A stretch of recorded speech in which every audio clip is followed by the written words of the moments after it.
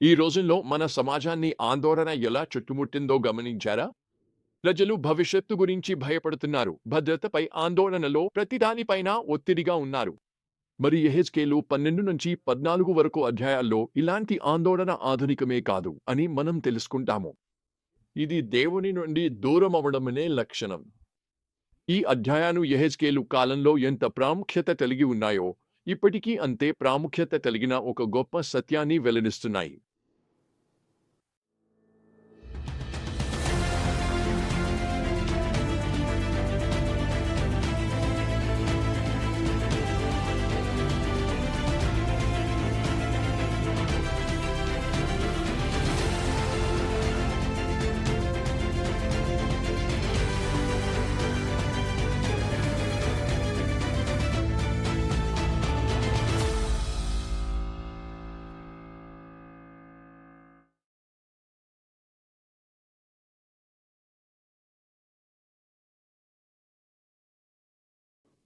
ఈ భాగంలోని ప్రధాన అంశం మన సంస్కృతికి నేరుగా సంబంధించింది.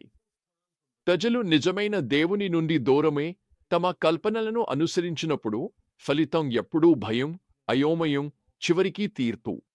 కాని దేవుడు నిజమైన పశ్చాత్తాపం ద్వారా తిరిగి వచ్చే మార్గాన్ని ఇస్తాడు.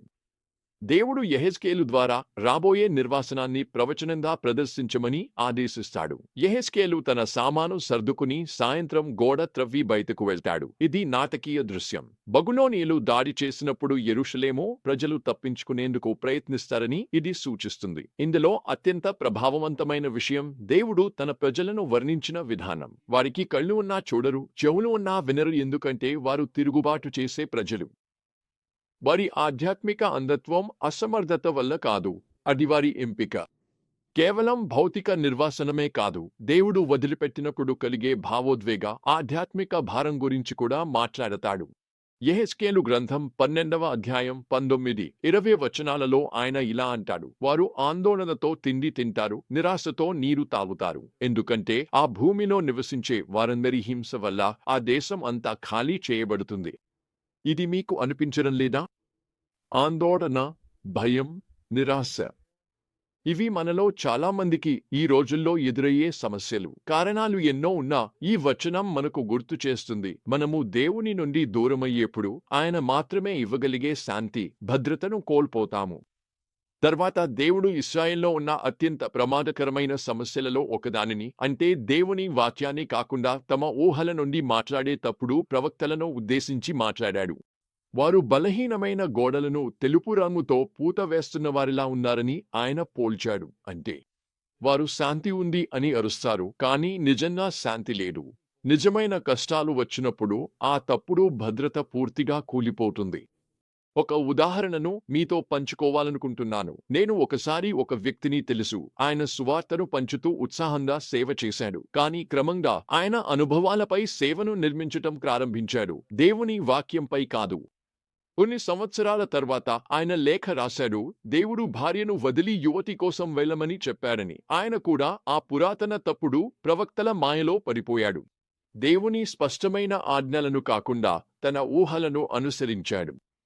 ఈ భాగం 14వ అధ్యాయంలో పరాకాష్ఠకు చేరుతుంది. అక్కడ దేవుడు లోతైన సమస్యను ఎదుర్కొంటాడు: మనస్సులో విగ్రహారాధన. మోసలు దేవునిని అడగడానికి వస్తారు, కానీ ఆయన వారి హృదయ విగ్రహాలను చూస్తాడు. ఇది కేవలం బాహ్య విగ్రహాల గురించి కాదు, జీవితాల్లో దేవునికి సముచితమైన స్థానాన్ని తీసుకునే దేని గురించైనా. దేవుని ప్రతిస్పందన కఠినంగా ఉంటుంది, కరుణగా ఉంటుంది. పశ్చాత్తాపపడండి, మీ విగ్రహాలను వదిలేయండి, మీ అప్రియమైన ఆచారాలను పూర్తిగా త్యజించండి. మరి ఈ సత్యాలను మనం ఈరోజు ఎలా వర్తించుకోవచ్చు? మొదటిగా, మన సమాజంలో ఉన్న ఆందోళన, భయం అనేవి చాలాసార్లు దేవుని నుండి దూరమవ్వడమే కారణమని గుర్తించాలి. మనము నిజమైన దేవుని స్థానంలో తప్పుడు భద్రతలను, అది డబ్బు కావచ్చు, సంబంధాలు కావచ్చు, విజయాలు కావచ్చు, లేదా మత అనుభవాలు కావచ్చు, పెట్టినప్పుడు ఎజికియాను వివరించినట్లే జరుగుతుంది. ప్రజలు ఆందోళనతో తమ బ్రెడ్ తింటారు, నిరాశతో నీరు తాగుతారు. రెండవది, ఆధ్యాత్మిక మార్గదర్శనానికి మనం ఎవరి మాటలు వినాలో జాగ్రత్తగా ఉండాలి. ఈ రోజుల్లో దేవుని తరఫున మాట్లాడుతున్నామని చెప్పే అనేక స్వరాలు ఉన్నాయి. తప్పుడు ప్రవక్తలలాగే వారు చాలాసార్లు దేవుని వాక్యాన్ని కాకుండా తమ ఊహల నుంచే మాట్లాడతారు. ప్రతి విషయాన్ని దేవుని ప్రమాణంతో పరీక్షించండి. వేద గ్రంథంతో చివరగా మన హృదయాల్లో దాగి ఉన్న విగ్రహాలను పరిశీలించాలి. మనము ఏ దానిపై విశ్వాసం ఉంచుతున్నాం? దేవుని కంటే మన భక్తిని ఆకర్షించేది ఏమిటి? యెహెజ్కేలు సందేశం మనకు గుర్తు చేస్తుంది, నిజమైన శాంతి భద్రత మాత్రమే నిజమైన దేవుని అనుసరించడం వల్ల వస్తాయి. ఆందోళనలతో, తప్పుడు సందేశాలతో నిండిన ప్రపంచంలో కూడా దేవుని పిలుపు మారదు. పశ్చాత్తాపపడండి, విగ్రహాలను వదిలేయండి. ఆ విగ్రహాలు విజయం, సౌకర్యం, సంబంధాలు లేదా మత అనుభవాలే అయినా సరే, మన హృదయంలో దేవుని స్థానాన్ని ఏదైనా ఆక్రమిస్తే అది చివరికి మన పతనానికి దారితీస్తుంది. శుభవార్త ఏమిటంటే ఆయనను తిరిగి రావడానికి ఎప్పుడూ ఆలస్యం కాదు. ఆయన ఇంకా పిలుస్తూనే ఉన్నాడు, ఇంకా ఎదురు చూస్తూనే ఉన్నాడు.